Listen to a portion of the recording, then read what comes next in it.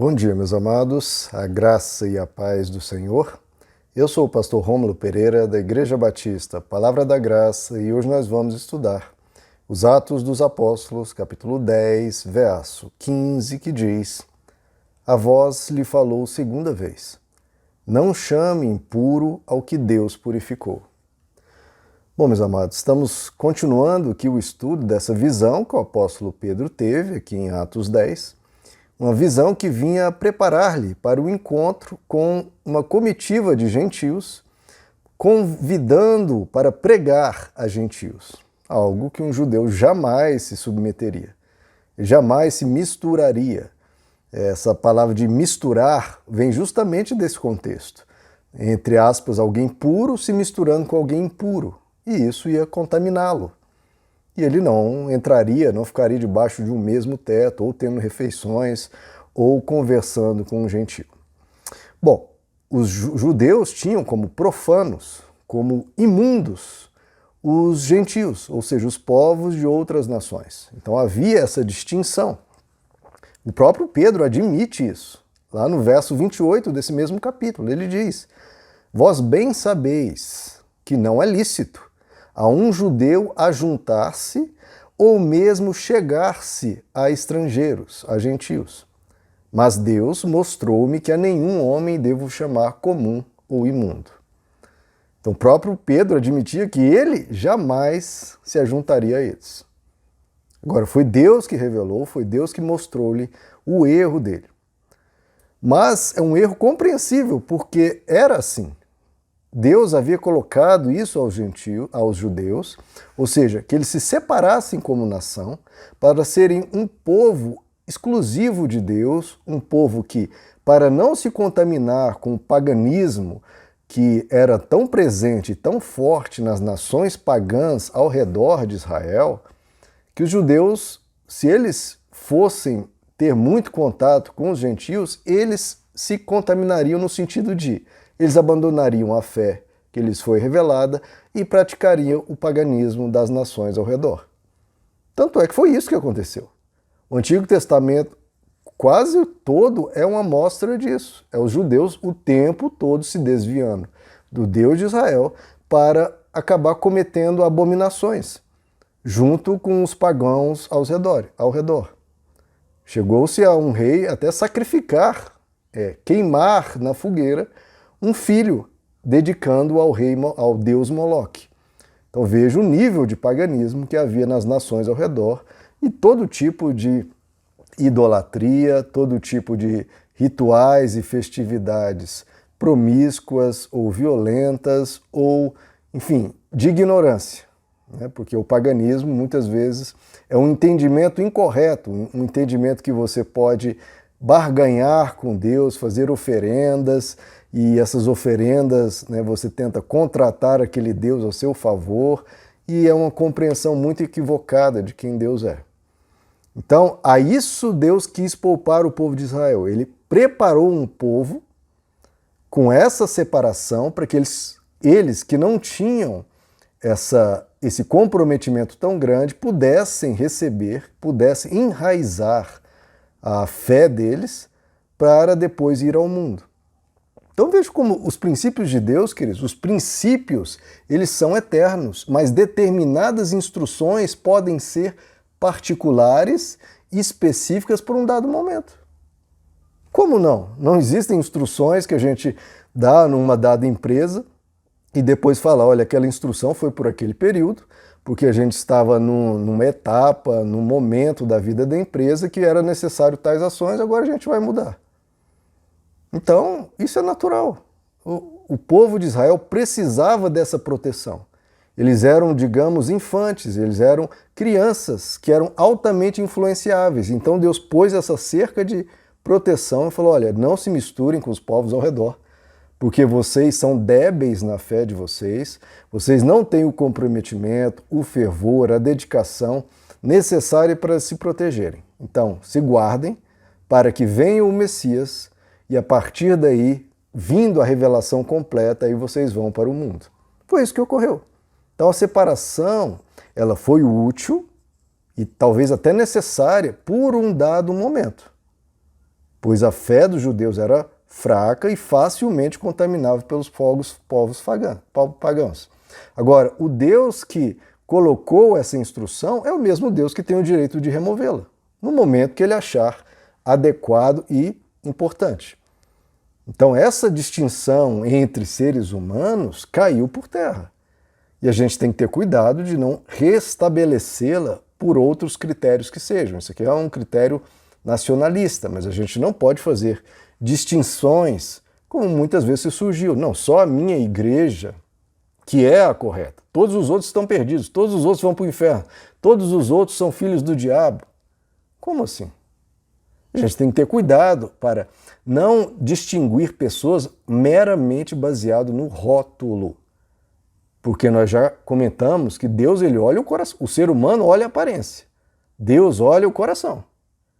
Uma pessoa que pode ter se batizado, pode estar indo na igreja o tempo todo, isso é aparência. Onde o coração dessa pessoa está? Você sabe? Deus sabe.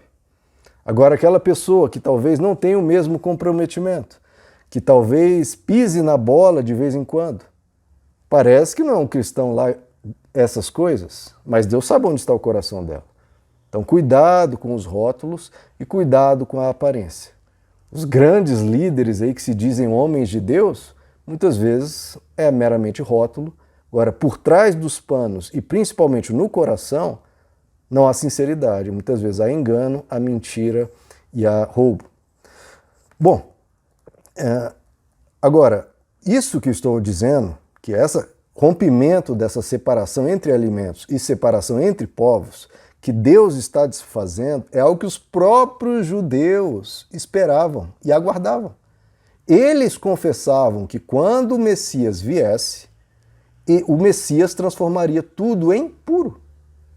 Havia o puro e o impuro, havia o profano e o sagrado. E o Messias traria tudo à luz, traria tudo à limpeza, traria tudo à perfeição. E é isso que ocorreu na pessoa de Jesus, só que eles rejeitaram Jesus. Mas na pessoa de Jesus foi isso que ocorreu. Ou seja, se voltaria ao tempo de Noé. Porque se você for ler lá em Gênesis capítulo 9, verso 3, vai dizer, o próprio Deus falando, olha, tudo quanto se move e vive vos servirá de mantimento. Tudo. Então veja que no tempo de Noé, Deus não falou, olha, faça uma distinção entre os animais X e os animais Y. Esses vocês podem comer, esses não. Não, no período de Noé não havia essa distinção. Então veja que essa distinção só veio no período dos judeus, provavelmente para distingui-los de práticas nocivas dos pagãos, para também, pedagogicamente, mostrar-lhes que a distinção ritualística também se aplicava na distinção, na separação entre os povos, porque era naquela época necessário. Agora, tudo isso foi acabado e os próprios judeus esperavam isso, até em relação, por exemplo, a se alimentar de porcos, né, que é uma das grandes marcas que popularmente se conhece, né, que os judeus não comem carne de porco. Agora, os próprios judeus, os próprios rabinos diziam que isso iria acabar, porque até o nome de porco no hebraico, que você pode transliterar para as letras RYZH, essa palavra, porco, RYZH, ela tem origem da palavra RZH, ou seja, só tirando o Y, que quer dizer retornar. E os rabinos diziam que retornaria a Israel a possibilidade de comer carne de porco, porque a própria palavra porco no hebraico vem da raiz da origem retornar. Isso é algo que os rabinos discutiam. Se faz ou não sentido para os judeus hoje, não sei. Eu sei que havia essa esperança e em Jesus nós vemos isso.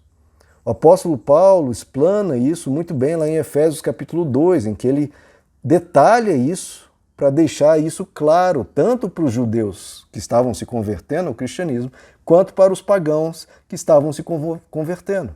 Porque no início da igreja houve uma tensão nesses povos se manterem separados.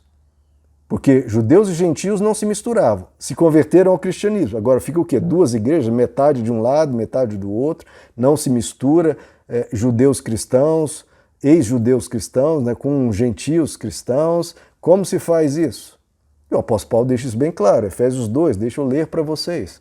Mas agora, em Cristo Jesus, vós que antes estáveis longe, os gentios, já pelo sangue de Cristo chegastes perto.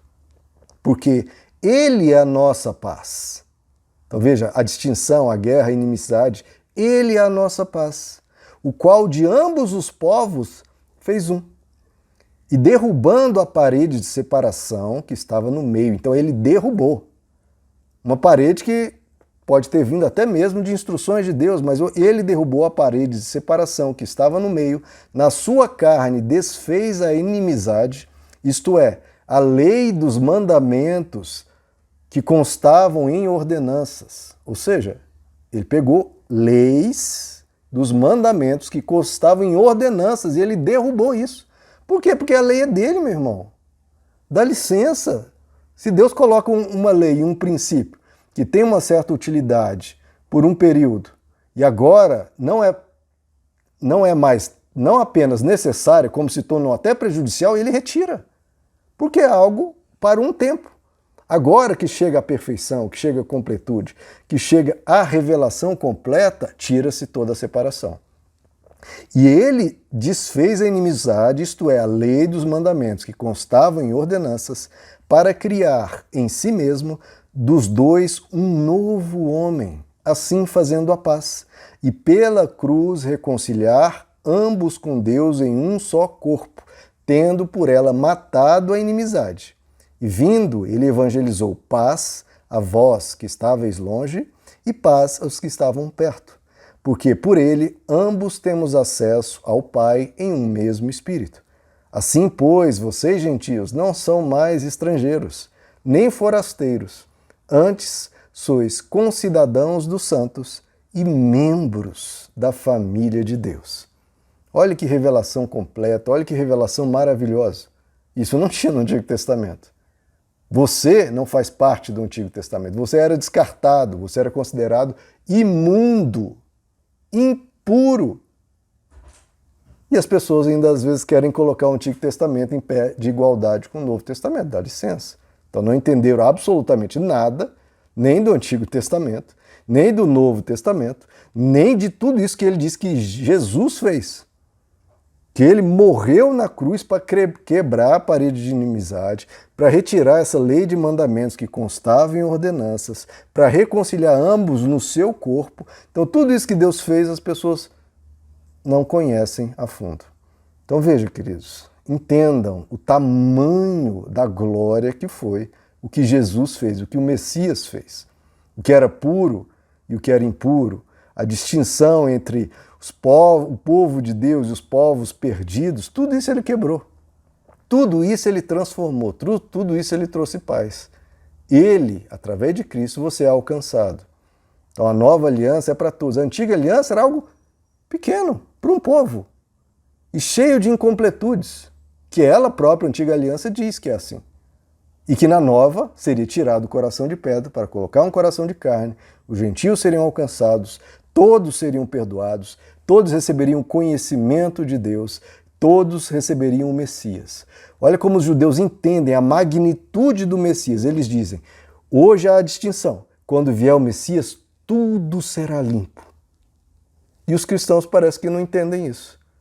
A magnitude, a grandeza, a dimensão do que o Jesus fez, do que o Messias fez, e vem e reconcilia tudo, purifica tudo e traz todos os povos que estavam longe para terem a possibilidade de estar perto de Deus. Glória a Deus por isso. Ainda bem que o Messias já veio.